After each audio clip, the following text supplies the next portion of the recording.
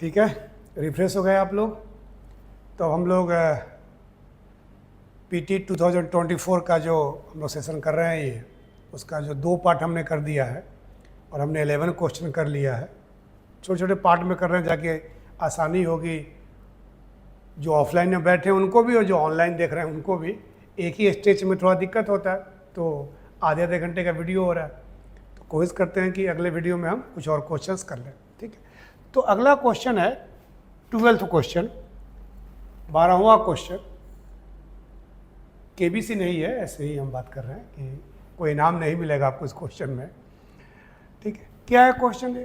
ये भी बैंकिंग का क्वेश्चन है, आरबीआई से संबंधित है। Consider the following statement in respect of digital rupee, in respect of the digital rupee. आपने सुना होगा नाम, central board digital currency, RBI ने शुरू किया था। उसके बाद अलग से क्लास हुआ है और ऑनलाइन वाले लोगों के लिए भी कोई वीडियो मैं दूंगा उस पर डिटेल्स बना करके, है ना। तो इसके बारे में, डिजिटल रुपये के संबंध के बारे में 4 स्टेटमेंट गिवन है और बताना है कौन सही है, कौन रॉन्ग है, क्या नहीं है। पहला है, it is a sovereign currency issued by the RBI in alignment with the it's monetary policy, है ना। यानी सोवरियन बॉन्ड जो है, जो डिजिटल रुपी जो है, यह भारतीय रिजर्व बैंक द्वारा अपनी मौद्रिक नीति के अनुरूप जारी की गई नई राष्ट्रिक मुद्रा है। ठीक है, तो निश्चित तौर पर ये सोवरियन मुद्रा तो है ही है।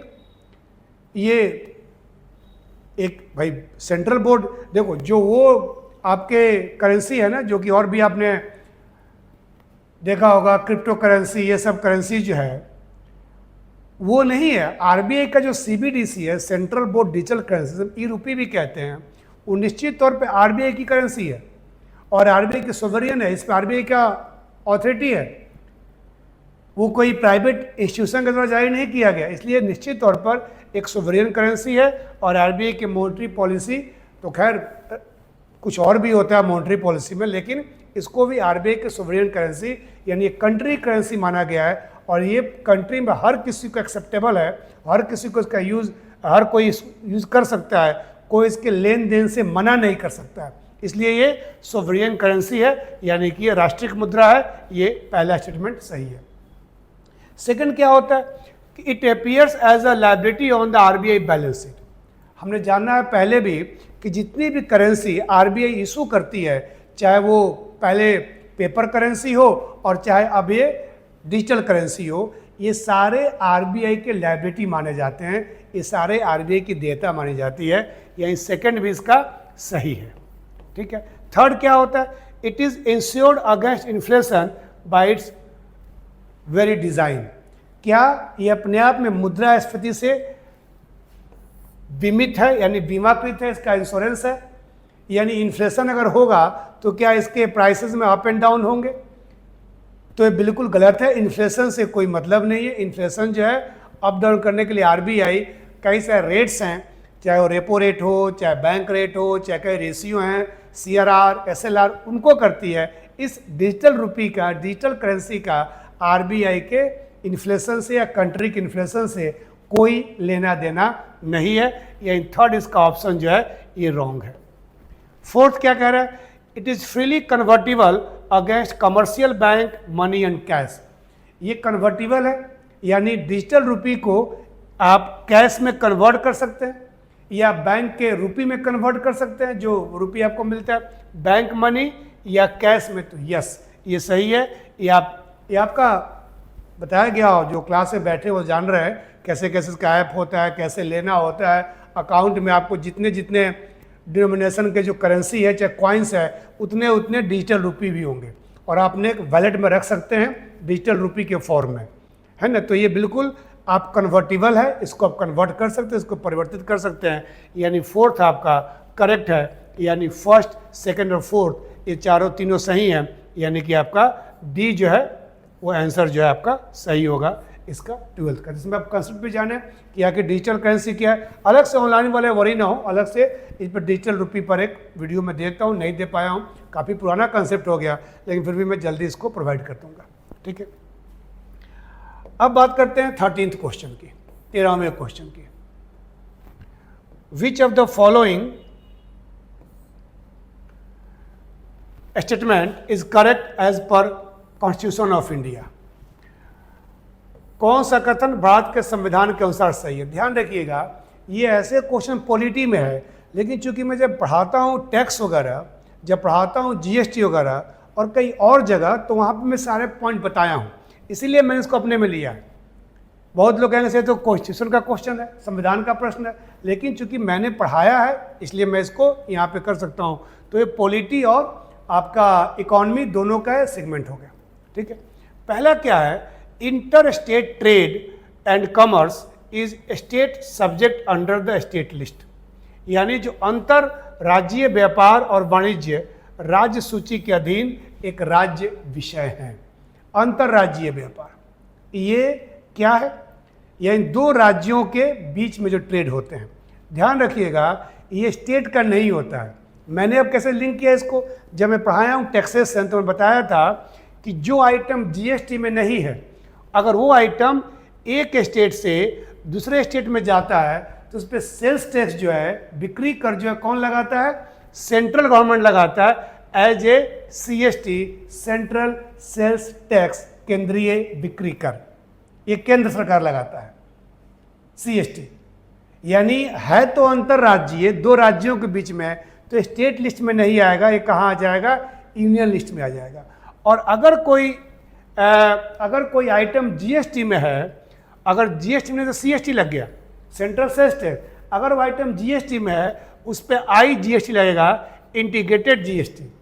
दो स्टेट के बीच में ट्रेड होगा, उस पर आई जीएसटी लगता है, उस पर स्टेट गवर्नमेंट टैक्स नहीं लगाती है, नहीं मिलेगा, वो आई जीएसटी मिलेगा। बाद में सेंट्रल गवर्नमेंट उस स्टेट को दे देती है, किस स्टेट को देना होता है वो सेंट्रल गवर्नमेंट का रूल है, वो यहाँ पे बात नहीं कर रहा हूँ मैं। लेकिन टैक्स लगाता कौन है?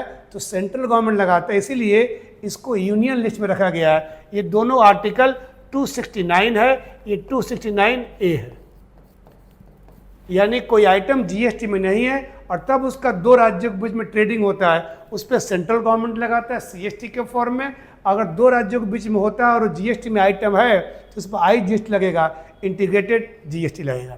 यानी कि ये स्टेट लिस्ट में नहीं है, यानी ए रॉन्ग हो गया। सेकंड क्या कहता है? सेकंड कहता है कि interstate migration is a state subject under the state list, यानी दो राज्यों के बीच में माइग्रेशन होता है। ये मैंने इकोनॉमी में कई बार बात किया है। वो क्या स्टेट लिस्ट में होगा? तो नहीं, ये भी कहाँ होगा? क्योंकि दो राज्यों की बात है। एक राज्य से लोग जब दूसरे राज्य में जाते हैं, दूसरे स्टेट में जाते हैं कोई अपना जॉब करने के लिए, बिजनेस करने के लिए, तो वो फिर इंट्रा स्टेट नहीं, वो इंटर स्टेट हो गया, दो राज्यों के बीच हो गया, तो वहाँ पर भी केंद्र सरकारी देखती है, इसीलिए इसको यूनियन लिस्ट में रखा गया है। यानी कि ये भी रॉन्ग हो गया। सी क्या हो गया? Inter state quarantine is a union subject under the union list, है ना। कोविड के समय में क्वारंटाइन वगैरह का आया था इशूज वगैरह, वो ध्यान रखिएगा कि यहाँ पे क्या लिखा है? Union list. क्योंकि कोविड जो था वो बड़ा ही नेशनल इशूज था, पूरे देश भर का प्रॉब्लम था, इसीलिए उसको क्या किया गया? वो इंटर स्टेट भी क्वारंटीन होगा। यानी जब देखे थे ना, दिल्ली से लोग कई अलग अलग अपने राज्यों में गए, बिहार गए, उत्तर प्रदेश गए, झारखंड गए, मध्य प्रदेश गए, मुंबई से लोग आए, है ना। तो वो लोगों के लिए जो रूल्स रेगुलेशन था वो सेंट्रल गवर्नमेंट ने बात किया, तय किया, इसीलिए उसको यूनियन लिस्ट में कहा जाता है, ठीक है। डी जो है, डी क्या है? Corporation tax is a state subject under the state list. Corporation tax बिल्कुल स्टेट लिस्ट का नहीं है। कॉर्पोरेशन टैक्स किस में आता है? कॉर्पोरेशन टैक्स किस में आता है? तो वो यूनियन लिस्ट में आता है, क्योंकि ये सेंट्रल गवर्नमेंट लगाती है। यानी कि ए, बी और डी तीनों रॉन्ग है, यानी सी जो है इसका करेक्ट आंसर है। तो 13th का आंसर जो है सी हो गया, ठीक है, समझ गए। अब आते हैं हम लोग 14th पर। 14th क्वेश्चन क्या कह रहा है question? Consider the following statement regarding नारी शक्ति बंधन अभियान, है ना। नाम सुना होगा आप लोगों ने कि ये, अब इसके बारे में 3 स्टेटमेंट दिए गए नारी शक्ति बंधन, जिसमें फीमेल को क्या दिया गया है, वीमेन को रिजर्वेशन दिया गया है पार्लियामेंट और स्टेट असेंबली में, है ना। लोकल गवर्नमेंट में पहले से ही था, जानते हैं आप लोग, पंचायत वगैरह में है फीमेल का रिजर्वेशन, लेकिन ये उसमें नहीं है यूनियन में और सेंट्रल गवर्नमेंट के लिए जो लोकसभा और विधानसभाओं में, राज्यसभाओं में इनका कोई रिप्रेजेंटेशन का रिजर्वेशन नहीं है। उसी के लाया गया, कई वर्षों की ये एफर्ट थे और बाद में फाइनली अभी इसमें आया। सिंपल क्वेश्चन है, provisions will be come into effect from the 18th Lok Sabha. ये प्रोविजंस 18th लोकसभा नहीं थे, ये 17th लोकसभा में ही हुआ था। 18 तो भी फॉर्म हुआ, 17 में पिछला लोकसभा। सेकंड कह रहा है this will be in force of 15 year after the becoming act. ये भी टाइम लगेगा, जब डीलिमिटेशन होगा लागू होगा तो उसके करीब 15 साल लग ही जाएंगे, और ये उसी समय लागू हो गया, यानी सेकंड सही है। थर्ड कह रहा है there are provisions for the reservation of seats for scheduled caste women within the quota reserve for the scheduled caste. ये बिल्कुल सही है, यही जो भी शेड्यूल्ड कास्ट के रिजर्व होंगे उसमें से भी शेड्यूल्ड कास्ट के वीमेन का रिजर्वेशन दिया। अभी इंडिया में है, अपने कंट्री में एमएलए और एमपी के इलेक्शन में शेड्यूल्ड कास्ट के लिए, अनुसूचित जाति के लिए सीट रिजर्व हैं। आपने देखा होगा कई ऐसे राज्य में इलाके होते हैं जो कि सुरक्षित लिखा जाता है, रिजर्व लिखा जाता है शेड्यूल्ड कास्ट के लिए, शेड्यूल्ड ट्राइब के लिए, जहाँ उनकी नंबर्स, उनकी पॉपुलेशन ज़्यादा है। तो एक इस बिल में, इस एक्ट में प्रोविजंस है कि अगर किसी स्टेट में ऐसा कुछ है कि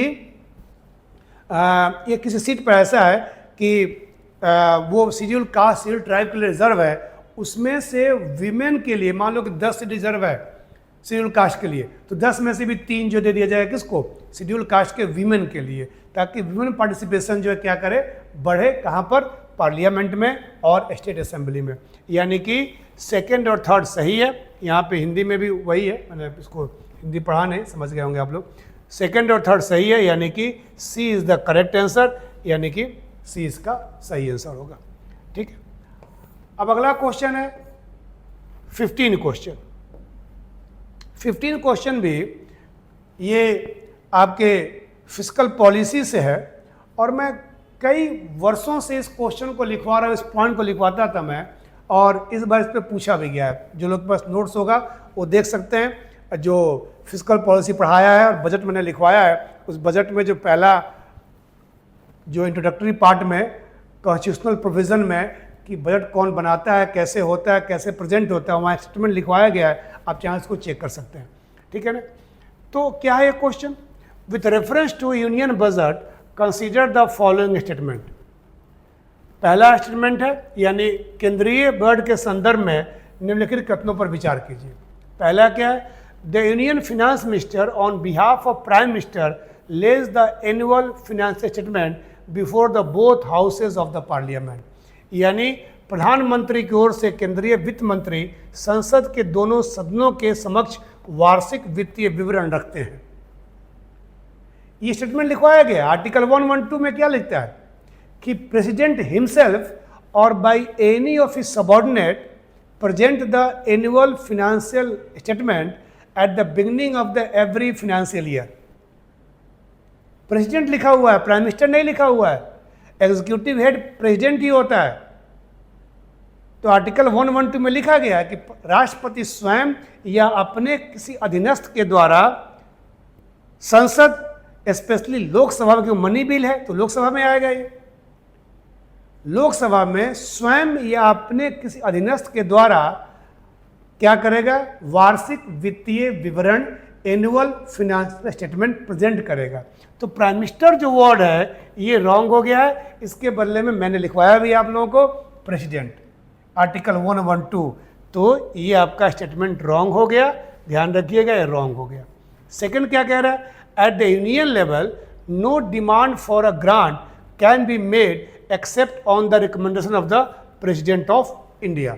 ठीक है, ये बिल्कुल करेक्ट है। ये है वैसे पॉलिटी का क्वेश्चन, लेकिन जब मैं टैक्स और पढ़ाता हूँ बजट वगैरह तो वहाँ पर इसकी बात मैं करता हूँ, इसीलिए मैंने इसको खुद लिया है। पॉलिटी वाले टीचर भी इसको खुद अपने पास लेंगे, तो ये यहाँ पर थोड़ा डिस्प्यूट हो सकता है पॉलिटी और इकोनॉमी में, लेकिन हम लोग शिक्षक हैं, हम लोग आपस में लड़ते नहीं हैं नेताओं की तरह जो आपस में लड़ते रहते हैं ज़्यादा, हम लोग नहीं लड़ते। तो ये इकोनॉमी वाले भी कह सकते हैं और पॉलिटी वाले भी कह सकते हैं। जो खासकर बजट में कुछ जो चीज़ें पढ़ाते हैं उनके लिए ये क्वेश्चन इकोनॉमी का भी हो सकता है ना। तो सेकंड करेक्ट है, सेकंड करेक्ट है, यानी इसका केवल 2, B is the right answer, B only. Okay, ठीक है। अब बात करते हैं 16th क्वेश्चन की, है ना। 16th क्वेश्चन क्या कह रहा है कि consider the following statement, India is a member of the international grain council. Bharat international grain council यानी अंतर्राष्ट्रीय जो अनाज परिषद है, हिंदी बनाया गया, वैसे इंग्लिश में भी हिंदी में इंग्लिश लिखा है, का सदस्य है। अब ये क्या है, ये करेक्ट है, आईजीसी का इंडिया उसका क्या है, मेंबर है। ये ध्यान रखिएगा, आईजीसी एक इंटर गवर्नमेंट ऑर्गेनाइजेशन है, अंतर सरकारीय जो कह सकते हैं कि एक संगठन है जो कि इंटरनेशनल लेवल पर ग्रेन्स के ट्रेड का, अनाजों के व्यापार के एक्सपोर्ट इंपोर्ट के लिए काम करता है। तो ये भारत का मेंबर है, ये करेक्ट है, पहला ऑप्शन इसका पहला जो स्टेटमेंट है। सेकेंड है, a country needs to be a member of the international grain council for the exporting और इंपोर्टिंग राइस एंड व्हीट है ना। किसी भी देश को अगर उसको गेहूं और चावल का एक्सपोर्ट करना है, इंपोर्ट करना है, तो क्या करना होगा, उसे जो है क्या करना होगा, उसे इसका मेंबर होना जरूरी है। तो बिल्कुल गलत है, क्योंकि इसके लिए मेंबरशिप यानी जरूरी नहीं है। यानी अगर आप इंटरनेशनल ग्रेन काउंसिल के मेंबर हैं तभी आप ये गुड्स का, राइस और व्हीट का एक्सपोर्ट करेंगे, इंपोर्ट करेंगे। ये स्टेटमेंट बिल्कुल करेक्ट है, यानी सेकंड करेक्ट है, सेकंड करेक्ट है, फर्स्ट करेक्ट इनकरेक्ट है, सॉरी सेकंड इनकरेक्ट है, सेकंड इनकरेक्ट है। हाँ, आप नोटिस किया आपने, ठीक है। यानी वन ओनली, यानी A is the right answer, A is right answer है, ठीक है। अब आते हैं हम लोग अगले क्वेश्चन। छोटे क्वेश्चन कम टाइम लगेगा, जो बड़े क्वेश्चन जहाँ कंसेप्चुअल थे वहाँ ज़्यादा लगेगा। अब है 17 क्वेश्चन, ठीक है ना। 17 क्वेश्चन क्या कह रहा है, कंसीडर द फॉलोइंग स्टेटमेंट। पहला है, India does not import Apple from USA. Bharat संयुक्त राज्य अमेरिका से सेब आयात नहीं करता है। ये इनकरेक्ट है। भारत, आप फैक्ट जान लीजिए थोड़ा सा, भारत करता है इंपोर्ट अमेरिका से, बहुत नहीं लेकिन करता है, ठीक है। सेकंड क्या है statement, in India the law prohibits the import of genetically modified food without the approval of the competent authority. क्या कह रहा है, भारत में विधि के अनुसार सक्षम प्राधिकारी के अनुमोदन के बिना आनुवंशिक रूप से रूपांतरित खाद्य के आयात पर प्रतिषेध है। यानी अगर आपको, सॉरी पहला स्टेटमेंट रॉन्ग है, ये नहीं करता ना, हाँ करता है, तो ये सही सही तो बोला मैं, स्टेटमेंट करेक्ट है ना, ये लिखा है नहीं करता है, तो पहला भारत एप्पल आयात करता है अमेरिका से, ठीक है। सेकंड क्या कह रहा है कि भारत में कोई भी अगर ऐसा जेनेटिकली मॉडिफाइड, आनुवंशिक रूप से बेहतर किया गया जो कोई चीज़ मंगाते हैं, खाद्य आइटम, फूड आइटम, तो क्या आपको उससे किसी इंडिया के किसी अथॉरिटी से परमिशन लेना होगा अगर इंपोर्ट करने के लिए। तो यस, ये कौन सा इंस्टीट्यूशन है, FSSAI, सब लोग जानते होंगे, food safety standard authority of India. इससे परमिशन लेकर के ही आप क्या कर सकते हैं, आप कोई मॉडिफाइड, जेनेटिकली मॉडिफाइड फूड को क्या कर सकते हैं, इंपोर्ट कर सकते हैं, अदरवाइज आप फूड को इंपोर्ट नहीं कर सकते।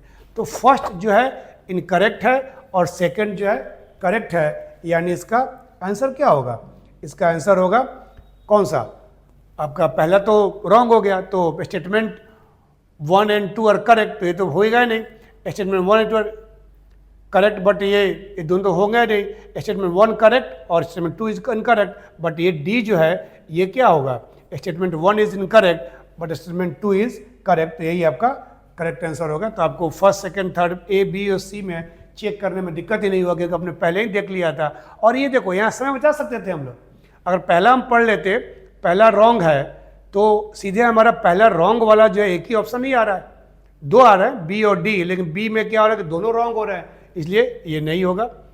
नहीं, बी में रॉन्ग नहीं हो रहे हैं, बी में हमारा रॉन्ग और एक्सपेंशन रॉन्ग हो रहा है, वो सेंस है ना। तो ध्यान रखिएगा, इसमें डी जो करेक्ट आंसर होगा, यानी कि कथन एक सही नहीं है किंतु कथन दो सही है ना। तो ये दो फैक्ट थे, आप जान गए। अब आ गया 18 क्वेश्चन, अब खत्म ही कर लेते हैं। हाँ, बस दो ही क्वेश्चन 18 और 19, तो ज़्यादा उदास मत होइए, हो जाएगा, ठीक है ना। 18 क्वेश्चन, 18 क्वेश्चन क्या कह रहा है कि with reference to digital India land record modernisation programme consider the following statement. Land record, digital India land record computerisation modernisation programme, है ना। ये क्या है, अब इसमें पढ़ लेते हैं। डिजिटल इंडिया भूमि अभिलेख आधुनिकीकरण कार्यक्रम के इंडिया में एक प्रोग्राम चल रहा है जिसके अंदर क्या किया जा रहा है, सारे लैंड रिकॉर्ड को डिजिटलाइज किया जा रहा है। इंडिया में एक प्रॉब्लम रहा है, अपने लैंड रिकॉर्ड डिजिटलाइज नहीं है, उनका कोई डिजिटल रिकॉर्ड नहीं है, इसके चलते बड़ी प्रॉब्लम गवर्नमेंट को होती है। स्कीम शुरू किया गया 2008 वगैरह में, national land record modernisation programme, बाद में उसको चेंज भी किया गया डिजिटल इंडिया आने के बाद। 2016 में इसको चेंज किया गया इस प्रोग्राम को। तो ये क्या कह रहा है, to implement the scheme the central government provides 100% funding, बिल्कुल सही है। इस सेंट्रल सेक्टर स्कीम में बताया गया आप लोग दो टाइप की स्कीम होते हैं, एक सेंट्रल सेक्टर स्कीम यानी जिसमें 100% फंडिंग सेंट्रल गवर्नमेंट करती है, और दूसरा सेंट्रली स्पॉन्सर स्कीम, केंद्रीय प्रायोजित योजनाएं जिसमें सेंट्रल स्टेट दोनों मिल करके काम करते हैं। इस पर मैंने आपको क्लास में भी और इस पर मैंने एक वीडियो भी दिया था, बताया था आप लोगों को कि ये आप जान लेंगे। तो ये सेंट्रल सेक्टर स्कीम है, यानी कि पूरा पैसा सेंट्रल गवर्नमेंट देता है, तो पहला करेक्ट है। Under the scheme cadastral maps and digitise जो मैप वगैरह होते हैं, ये पहला सही। इसके अंदर सरकार भू संपत्ति, कैडेस्ट्रल कहते हैं उसको, मानचित्र डिजिटलीकृत किए जा रहे हैं ये सारे डिजिटल मैपिंग करके गवर्नमेंट कर रही है इनके लिए, यानी कि सेकंड भी इसका आंसर सही है। ये फैक्ट है, आपको जानना है स्कीम्स वगैरह।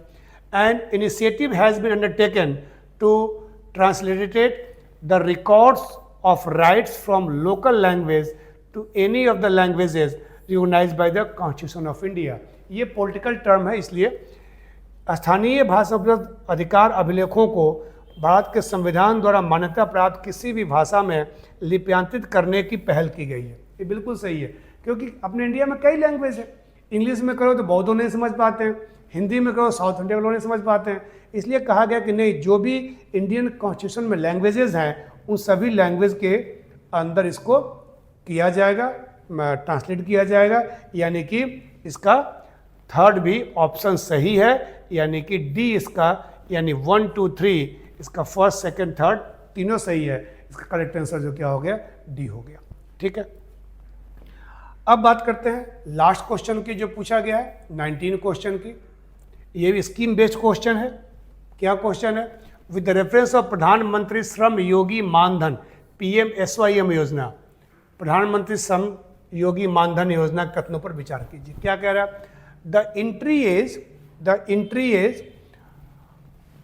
As group for the enrolment in the scheme is 21 to 14 year. ये स्कीम है क्या, ये कि ये स्कीम जो है ये शुरू किया गया था कि जो अनऑर्गेनाइज सेक्टर में लोग हैं, जो असंगठित क्षेत्र में लोग हैं, उन लोगों के लिए शुरू किया गया था। जैसे जो अब कंपनी में काम कर रहे हैं, गवर्नमेंट के पास काम कर रहे हैं, सरकारी दफ्तरों में काम कर रहे हैं, सरकारी कर्मचारी हैं, वो रिटायरमेंट होते हैं, सेवानिवृत्त होते हैं, तो उनको तो पेंशन मिल जाता है।